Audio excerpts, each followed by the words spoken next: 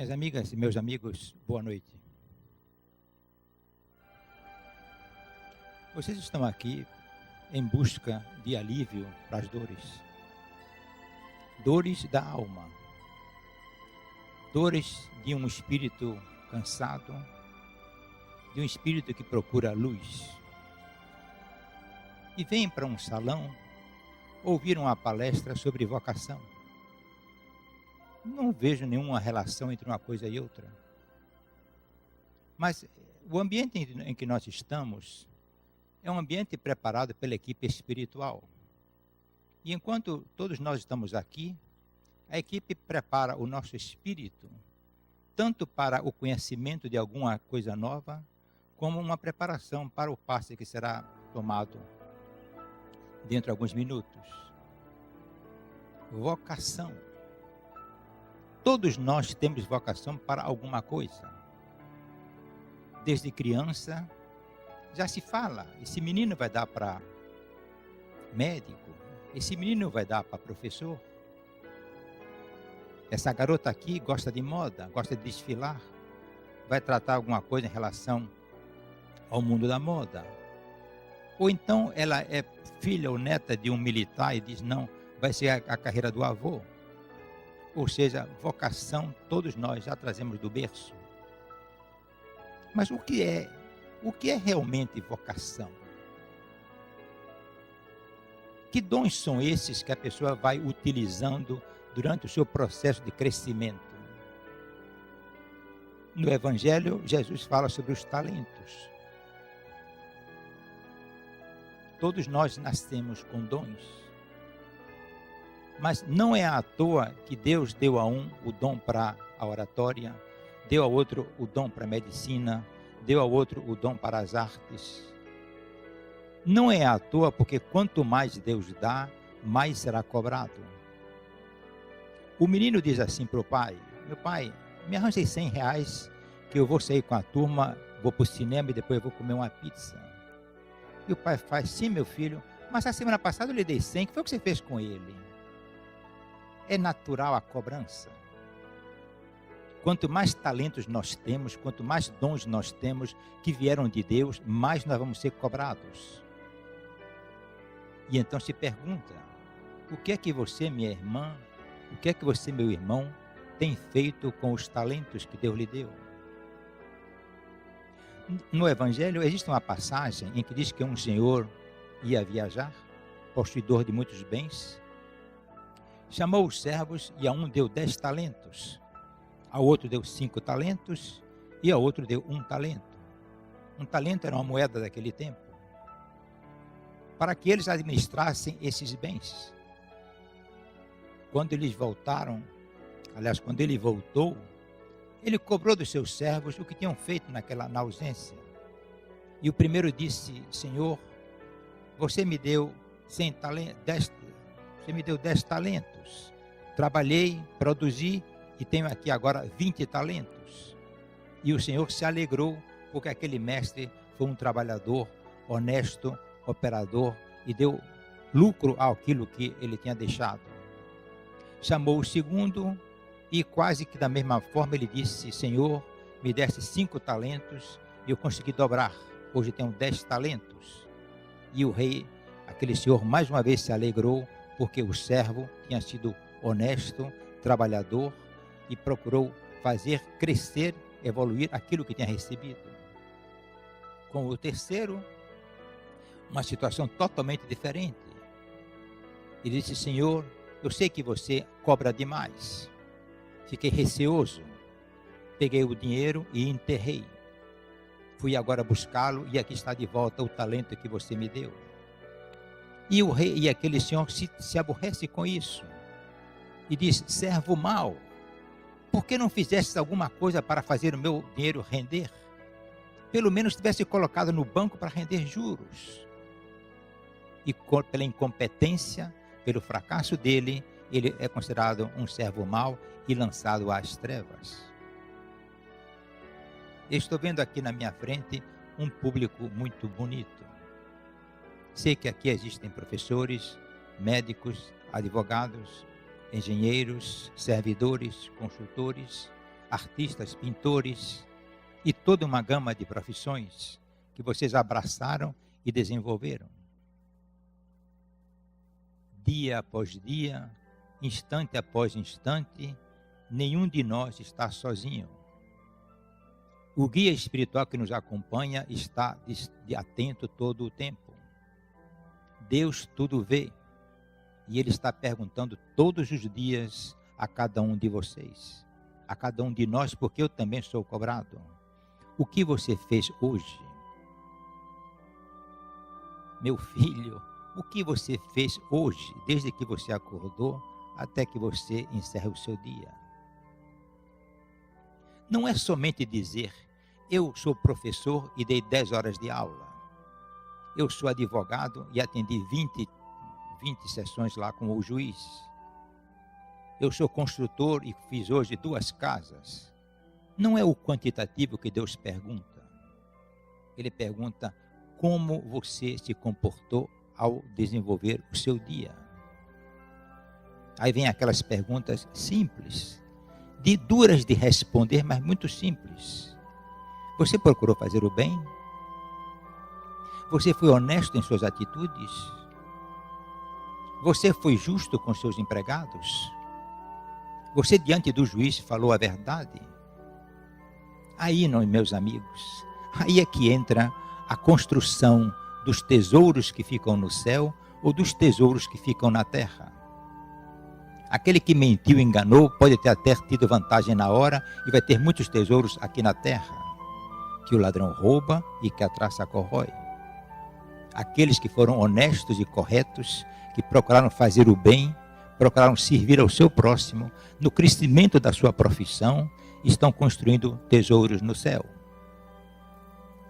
E depois vocês perguntam, mas eu estou agoniado, eu estou nervoso, eu estou obsidiado, sofrendo, angustiado, porque eu não sei. Sabe sim, se analise, veja como tem sido o seu dia, suas atitudes, seus pensamentos. De nada adianta vir para o centro, eu vou lá tomar uns passes, me livro daquela energia ruim e ganho meu dia. Não, porque quando você passar o portão, vem novamente outros espíritos obsessores e vão dominar o seu campo. Eles estão em sintonia com tudo que é perverso. Precisamos, meus irmãos, através daquilo que nós somos na nossa vida civil, procurarmos o melhor para sofrer menos, principalmente para viver em paz. É uma coisa tão simples, viver em paz. É muito fácil, é muito barato dizer, vá em paz, que a paz lhe acompanhe. Fique com Deus, graças a Deus. Tudo da boca para fora. Não adianta. Não adianta você abraçar aquele homem, aquela mulher, aquele ente querido e não desejar do fundo do seu coração o bem a essa pessoa. O outro que está sendo abraçado percebe. A energia que se transmite é uma coisa que nosso ser sente perfeitamente. Por que não ser bom? Por que não viver em paz? É tão veloz. Nossa vida é tão corrida.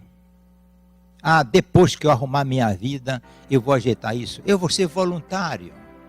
Quando você estiver bem velhinho, já caindo aos pedaços, eu vou ser voluntário. Porque ele imagina que primeiro tem que ganhar o pão, para depois pensar em fazer o bem. Não foi assim que Jesus ensinou. Não foi assim que Irmã Dulce fez. Se Irmã Dulce pensasse primeiro em criar um hospital e cobrar a diária do hospital, o hospital estaria em pé hoje às moscas. Mas o que foi que ela procurou fazer? Ela procurou acolher. Pegou aqueles mendigos na rua e os acolheu. Colocou no galinheiro, mas pelo menos o galinheiro tinha um telhado. E no galinheiro ela pôde dar um pedaço de pão àqueles mendigos. E construindo o amor, as coisas materiais vão chegando. Diz assim na Bíblia. Repito isso, porque se tem alguma coisa que nós precisamos ter conosco, são os ensinamentos da Bíblia, do Evangelho. Buscai primeiro o reino dos céus e a sua justiça, e tudo o mais vos será dado por acréscimo. Vejam a simplicidade da mensagem. Buscai primeiro o reino dos céus e a sua justiça, e tudo o mais vos será dado por acréscimo. Então a irmã criou realmente um verdadeiro reino dos céus, de bom coração, acolhendo. E as coisas vêm chegando por acréscimo para a obra que aí está. Se fosse o inverso, ela não teria sucesso. E quantas vezes nós colocamos em primeiro lugar o nosso objetivo terreno. E depois, depois se tiver tempo, depois se der certo, Deus não precisa de nós. Nós é que precisamos de Deus. Deus tem uma paciência enorme. Ele vai esperar uma encarnação, 2, 3 mil, 2 mil, 10 mil encarnações, até que as ovelhas voltem para o pastor. Nenhuma ovelha se perderá. Nenhum de nós deixará de voltar para a pátria celestial. Mas nós somos inteligentes, escolados, vividos. Por que escolher o caminho mais comprido? O caminho que nos convida a caminhar é o caminho da paz, como dizia Gandhi. Gandhi dizia: não existe um caminho para a paz. A paz é o caminho. Então você vai caminhando e construindo o seu mundo de paz. E quando você constrói um mundo de paz, aquele que está ao seu lado é influenciado por essa energia. E então já são 2 a caminhar no sentido da paz. Depois são 3 ou 4. Por isso aquela música diz: a paz do mundo começa em mim. A paz do mundo começa em mim. E quantos lares são destruídos, vivem um verdadeiro inferno por falta de paz e de compreensão. E nós somos os membros desses lares. Você é, e eu sou também. Nenhum de nós é perfeito. Mas nós temos um Pai amoroso, um Pai competente, um Pai que está ali presente o tempo todo. E não conseguimos enxergá-lo. Ou se o enxergamos, fazemos que não vemos. E deixamos para depois. Para depois. E quando eu chegar em casa de noite, eu vou fazer uma oração. E ele chega em casa, toma banho, janta, liga a televisão e espera quando terminar o jornal, eu vou fazer uma oração. E no meio do Jornal Nacional, adormece. E vocês pensam que Deus se aborrece? Não, ele espera o dia seguinte. E ele vai esperar o tempo todo, a fim de que nós, através das nossas vocações, através daquilo que nós fazemos com amor, certo? Possamos enxergar que ele está à nossa espera. E ele não é intruso. Ele não invade o seu coração. Ele está à espreita. Ele espera que você realmente o aceite, que você o convoque, que você o acolha. É fácil, não é? É simples. Quando você diz assim, eu vou fazer um regime alimentar, enquanto você não tiver tomado aquela decisão conscientemente, você nunca terá forças para começar o seu regime. Começa na segunda e na terça-feira, já está fora do regime. Se você quer acabar de fumar, se você quer acabar com um vício, você tem que primeiro decidir. Eu sou dono do meu corpo, dos meus instintos, da minha vontade. Eu faço aquilo que eu decido. Então eu vou mudar de vida. Mas não é de repente, não. É muito lentamente. Procure no dia de amanhã ser melhor do que hoje. E se você tiver tempo de fazer um exame de consciência hoje, antes de dormir, você vai verificar que você falhou aqui, ali e acolá. E dizer assim para você mesmo, conscientemente, eu podia ter evitado aquele aborrecimento que eu tive depois do almoço. Eu fui ganancioso naquela conversa de 5 horas. Eu deixei de ajudar meu colega logo de manhã quando eu cheguei.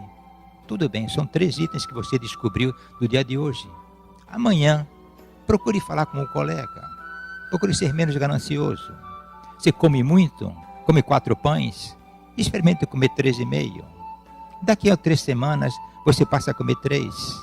Vá devagarzinho, reconstruindo o seu mundo, refazendo o seu caminho. Mas você, nesse caminho, vai ter tropeços, vai ter dificuldades, vai encontrar fraquezas. E o que é que você faz nessa hora? Meu Deus, não tenho a quem recorrer. Estou quebrado, estou desanimado, estou sem forças. Não é possível que essa vida continue. E você reclama para Deus pelo fato de estar como está. E Deus dá risada para você. Dá risada porque você deveria ter a consciência de perceber que Ele é Pai. E Ele é Pai para ajudar você, para lhe dar a luz. Então mude sua oração. Diga assim: meu Deus, eu sei que você está comigo. E este problema que eu tenho na minha mão, você vai resolvê-lo. Eu o criei pela minha incompetência, mas você me criou incompetente. Você me criou para evoluir. A minha evolução não chegou a esse nível de evitar o problema. Então, meu Deus, eu conto com você e sei que isso vai ser resolvido.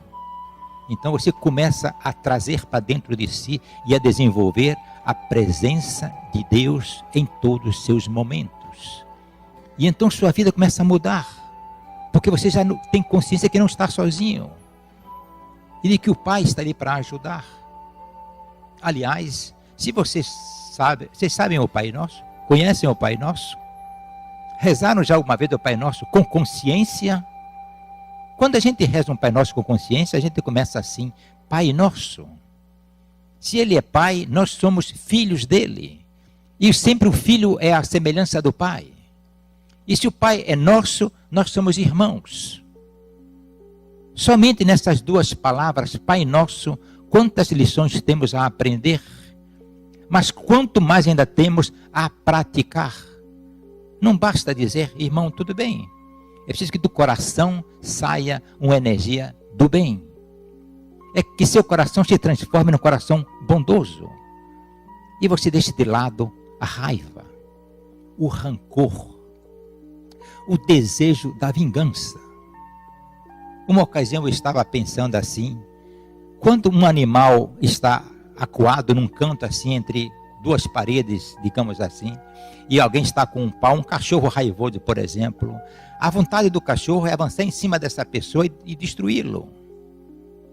É verdade? Imagine vocês um homem acuado e vários homens na frente dele, tentando com paus ou com lanças ou com quaisquer outras ferramentas, destruir esse homem que a gente considera que é um animal. Ele está com vontade de avançar em cima de todo mundo e destruir todos. É a vontade de vingança, de destruir aqueles que estão querendo mal para mim. É da raça humana, é da condição animalesca. E você lembra que Jesus na cruz, depois de ser perseguido, julgado à revelia, maltratado, carregado à cruz, crucificado na cruz, olha para aqueles soldados, para aqueles que o condenaram e diz: Pai, perdoai-os, porque não sabem o que fazem. O que faria você? O que faria você numa situação dessas? Eu vou dizer aqui em público, certo? Você está dirigindo o seu carro último modelo, aquele carro que você suou para comprar, que a cidade toda sabe que você comprou um carro novo, e o carro custou 80, 90, 100 mil reais, e você lá vai desfilando, e vem o coitado na lambreta, na motocicleta, e bate no fundo de seu carro. Você sai no desejo de pegar aquilo e botar no moedor de carne e passar o moedor ali para fritar o cara da motocicleta. A vontade que dá é essa. Porque o instinto nosso está ali dentro. Quando você o alimenta, você sai e briga com o cara da motocicleta. Mas se você estiver dentro de si e estiver alimentando as coisas boas do seu coração, você vai sair e dizer: meu amigo, o carro tem seguro, deixa que eu resolvo isso. Ou então perguntar: você se feriu? Posso lhe ajudar em alguma coisa? Você está errado, mas nesse momento não adianta nós ficarmos brigando. É preciso que um ampare o outro. E então o rapaz próprio que bateu no fundo do carro pode passar a ter consciência como eu estava dirigindo em velocidade. Eu não estou cuidando de mim. E aquele fato, pela razão de você ter saído do carro e atendido amorosamente essa outra pessoa, seja um fato gerador de entendimento. Dentro de cada um de nós existe um anjo e um demônio. E se pergunta, quem é você? É o anjo ou o demônio? Você é quem você alimenta. Uma hora eu sou demônio, uma hora eu sou anjo. Na hora que eu for demônio, eu vou colher o que o demônio plantar. Na hora que eu for anjo, eu vou colher o que o anjo plantar. Eu posso ser também o tempo todo demônio, posso ser o tempo todo anjo. A decisão, a escolha é minha, é pessoal. Nós podemos, devemos escolher o que é melhor para nós.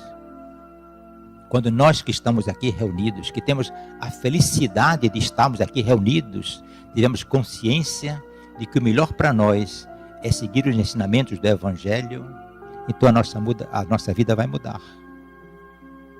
Pouco importa a religião que você siga. Todas as religiões do mundo, sem exceção de nenhuma, ou seita, ou o que seja, falam do bem, falam do amor, da justiça, do entendimento. Existem nas religiões e nas crenças aqueles caras que são bitolados, são fundamentalistas, são arraigados, que interpretam de uma maneira diferente os ensinamentos do mestre. Mas em todas elas se fala no amor, na justiça e na paz. Mesmo aqueles que em nome de Deus, em nome da justiça, soltam bombas, matam pessoas. Infelizmente, a luz não chegou neles.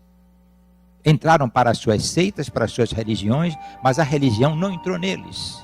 Porque religião nenhuma manda matar. Ao contrário, todas as religiões ensinam o perdão. E nós que estamos aqui hoje reunidos falando sobre vocação, de repente eu falo em perdão. O que é que tem nada a ver vocação com perdão, com obsessão? Tem tudo. Perdoar é uma coisa maravilhosa. Muita gente diz assim, eu não perdoo você de jeito nenhum. Tudo bem, problema seu. Mas aquela pessoa que sabe perdoar, conhece o poder do perdão. A pessoa vive mais leve, mais tranquila, sorri mais facilmente, vive em paz. E vive em paz. Conta-se um fato que pode ter ocorrido com qualquer um de nós, mas assim me contaram, que uma certa família, junto com outras famílias, praticavam o evangelho no lar.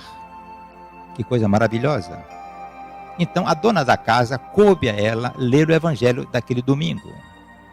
E exatamente o evangelho daquele domingo era sobre o perdão. E ela disse com doces palavras, como dona de casa, como anfitriã, como colega, como amiga, que nós precisamos perdoar. E que o perdão é uma maravilha. E falou de versos belíssimos sobre o perdão. E quando acabou de falar, todo mundo bateu palma, fizeram uma oração, veio o cafezinho, veio o bolo, e aquele fim de festa foi maravilhoso. 3 dias depois, uma dessas pessoas vai na casa da anfitriã. Simplesmente encontrou ela brigando com a empregada. Quando acabou o bafafá lá dentro, que ela veio para a sala, a amiga disse, mas minha amiga, nós no domingo não estávamos aqui reunidos e falando sobre o perdão? Por que você não perdoa a menina? Não, porque ela é diferente e comigo não é assim. De que valeu ter feito domingo passado o evangelho, falado de perdão, se não pratica? Agora vocês vejam, a visitante disse, por que você não pratica o perdão?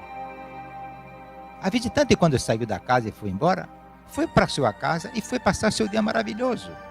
Mas a dona da casa, que brigou com essa empregada, chegou lá com o coração rancoroso, o marido chegou em casa, brigou com o marido, passou uma tarde horrível e foi de noite teve insônia. porque não perdoa de jeito nenhum a coitada da empregada. Já falei 1000 vezes que é para fazer assim, ela fez diferente. Cadê o seu coração?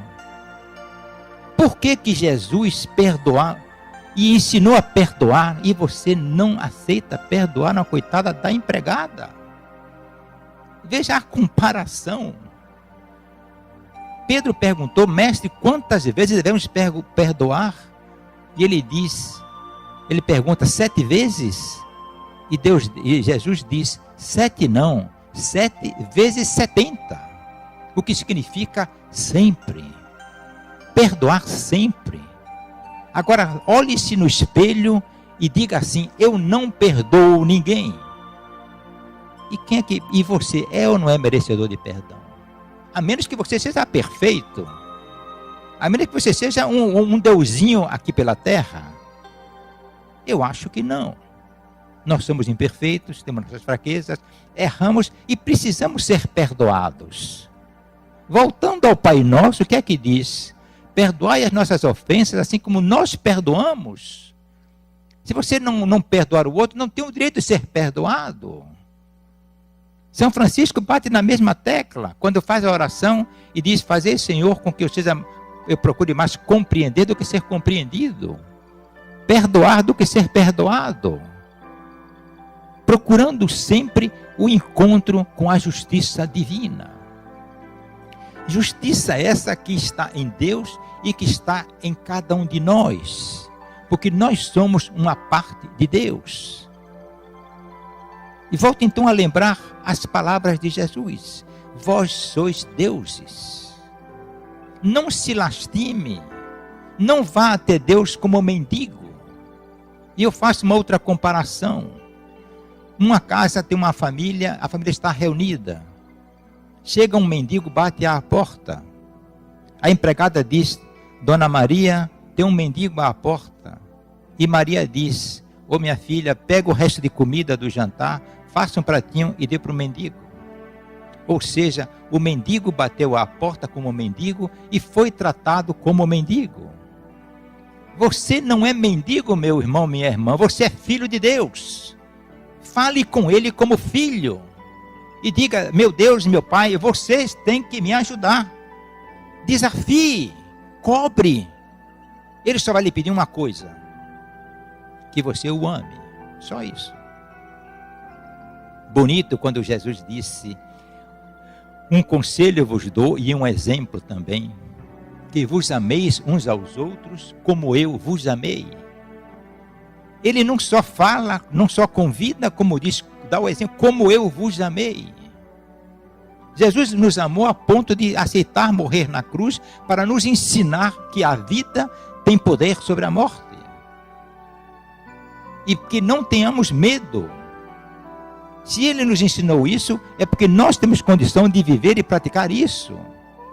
Então não tenha medo de se falar, de se relacionar com o seu Deus com intimidade. Com intimidade. Não esconda de Deus nada, porque Ele sabe de tudo. Mas Ele quer ouvir de você.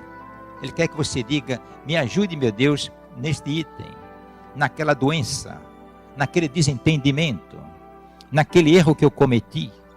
E Ele estará sempre presente e estará lhe dando forças. E então eu pergunto: você sabe muito bem o que é sintonia?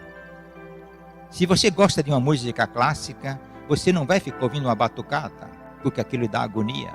Mas você vai pegar o seu CD da música clássica e ouvir aquela música que você gosta. Se você torce por um time, você não tolera ouvir o hino do outro time. Se o coração é bondoso, espírito obsessor nenhum vai chegar perto.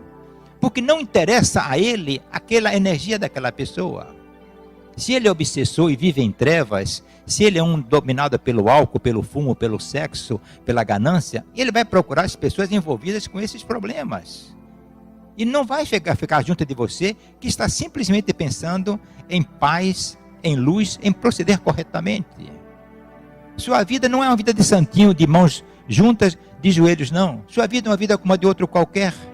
Tem que sair para a batalha, tem que disputar, defender, trabalhar, mas com justiça, com entendimento. Duas pessoas constroem 2 prédios. Um prédio pode ser bem construído e o outro ser mal construído, mesmo de projetos iguais. Um construído com amor e bem acabado, e o outro todo acabado a facão. O custo é o mesmo, ou ao contrário, muitas vezes pode ser até maior ainda, aquele que fez mal feito, mais sofrido. Aquele que faz o bem com harmonia consegue um melhor resultado. É uma decisão nossa e é também uma colheita nossa.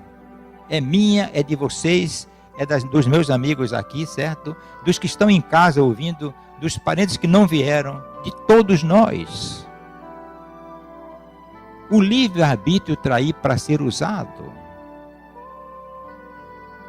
E então a gente para e diz, bom, eu vou mudar de vida. Eu vou procurar fazer tudo o que eu faço com mais amor, com mais carinho, com mais dedicação. Vem o dia seguinte e você repete os mesmos erros. Você repete os mesmos erros porque você realmente é um ser em evolução. Então o que é que você faz? Desiste. Ou então você faz o seguinte, não, eu tenho um Deus comigo.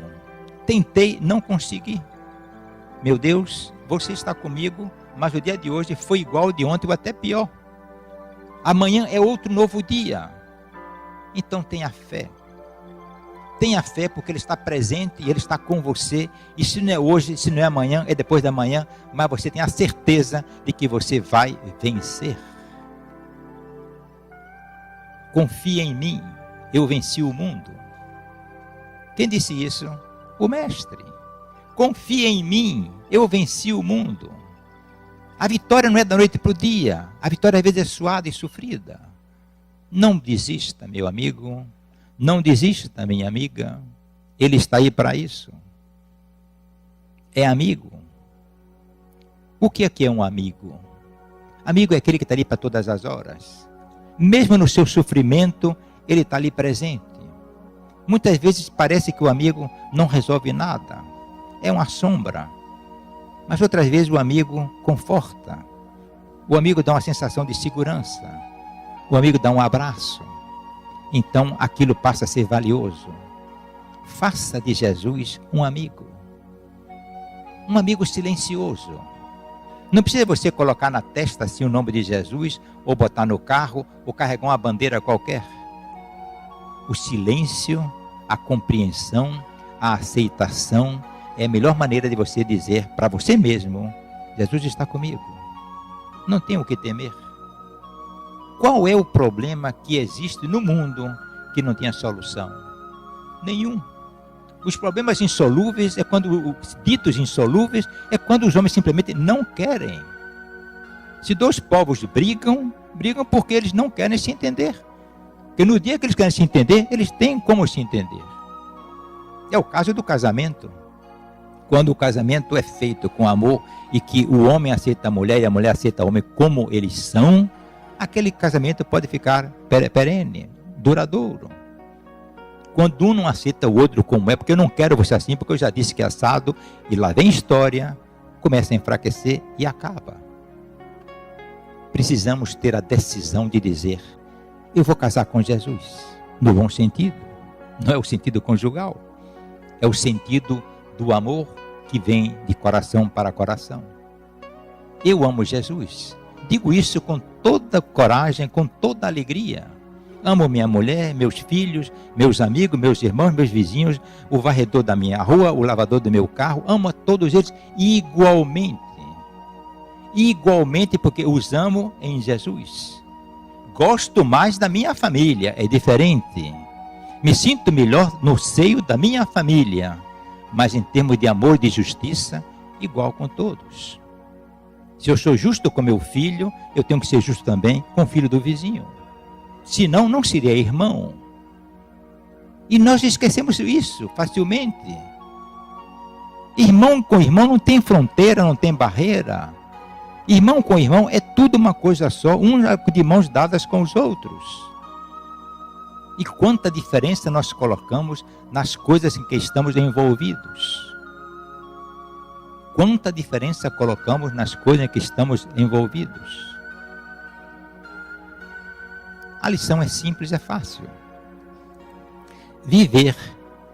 Se você acha assim que é até uma coisa estranha falar de Jesus o tempo todo, não fale de Jesus. Deixe Jesus em paz. Use outro nome. Use amor, justiça, atitude correta, bondade, sinceridade, entendimento, compreensão, tolerância, paciência. Use o nome que você quiser usar e pratique. Porque o Deus que a gente fala é um Deus que se constrói dentro de si. Então o meu Deus sou eu quem o faço. O meu céu sou eu quem o construo. E eu coloco o nome que eu quiser. Mas a prática tem que ser igual com todo mundo. O meu Deus tem um nome, tem uma característica. O seu Deus tem outro nome, outra característica. Mas o meu Deus é de amor e o seu também é. O meu Deus é paciente, o seu também é. O meu é justo, o seu também é. O Deus é um só. Chame do que chamar. E quando você estiver assim pensando, por que eu devo acreditar em Deus? Essa pergunta é interessante. Por que eu devo achar que Ele faz as coisas por nós? Se analise. Você faz alguma coisa por seu filho?